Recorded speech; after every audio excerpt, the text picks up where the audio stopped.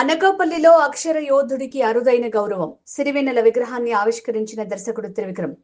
తెలుగు సినీ సాహితీ ప్రస్థానంలో తనదైన శిఖరాలను అధిరోహించిన దివంగత గేయ రచయిత పద్మశ్రీ సిరివెన్నెల సీతారామశాస్త్రికి అనకాపల్లి పట్టణంలో ఘన నివాళి అర్పించారు.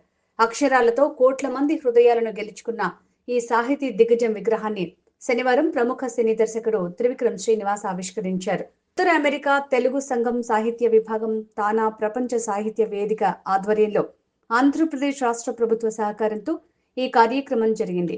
అనకాపల్లిలోని గాంధీనగర్లో సుమారు 40 లక్షల నిధులతో సిరివెన్నెల సీతారామశాస్త్రి విగ్రహాన్ని ప్రతిష్ఠించారు.